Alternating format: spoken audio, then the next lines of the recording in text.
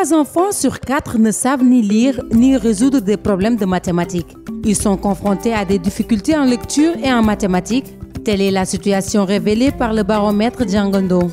Une situation préoccupante, que faire? Les parents sont informés, les résultats sont partagés avec les autorités et toute la communauté éducative. C'est le déclic. Toute la communauté se mobilise autour de la qualité des apprentissages. Des pédagogues, des linguistes, des sociologues, des acteurs culturels se penchent sur la question et proposent une solution, un remède au diagnostic Keparu Djangondo.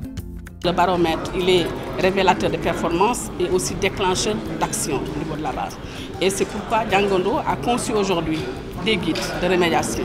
Des guides de rémédiation de lecture, mathématiques, suivi communautaire et arabe, pour outiller les communautés afin qu'ils puissent effectivement accompagner leurs enfants. Les difficultés des enfants en lecture et en mathématiques ont été identifiées, analysées, catégorisées et des guides produits. Un guide de rémédiation en lecture, un en mathématiques, un en arabe. Ces guides destinés à tous ceux qui souhaitent accompagner l'enfant dans ses apprentissages de base. Ils intègrent l'univers culturel de l'enfant à travers des contes, chants, jeux et devinettes. Des protocoles de partenariat tripartite sont signés avec les collectivités locales et les inspections d'académie. Des accompagnateurs appelés remédiateurs sont recrutés par les collectivités locales et mis à la disposition des communautés.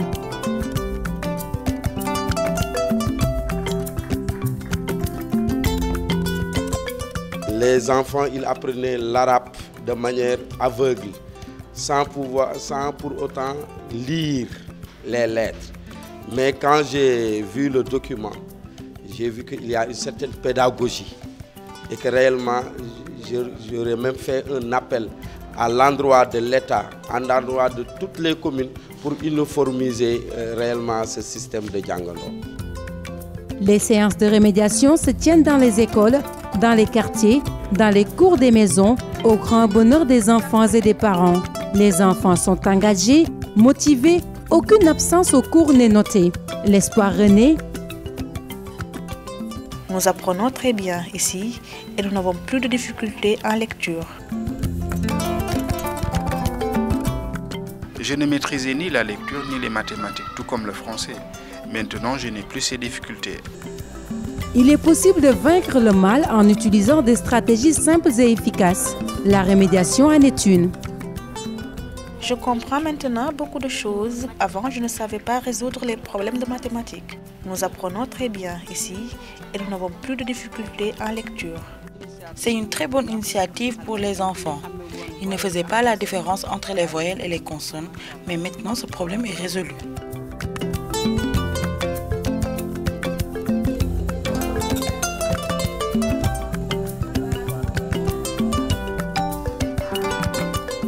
Les difficultés étaient d'ordre général, en lecture comme en mathématiques. Et on a pu quand même faire des tests d'évaluation. Les choses progressent quand même lentement, mais sûrement quand même.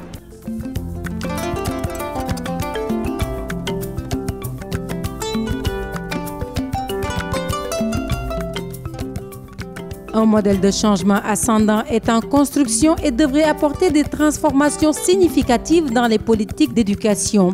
Djangal Khele, Moy Womal Askanam, éduquer un enfant, c'est enrichir son peuple.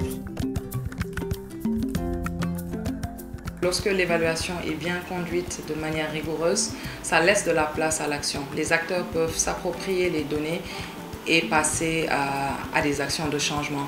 Chaque enfant a un potentiel d'apprentissage et que pour nous, la qualité, c'est que tous les enfants puissent reconquérir ce potentiel d'apprentissage et qu'aucun enfant ne puisse être laissé en rade. Pour nous, c'est ça la qualité.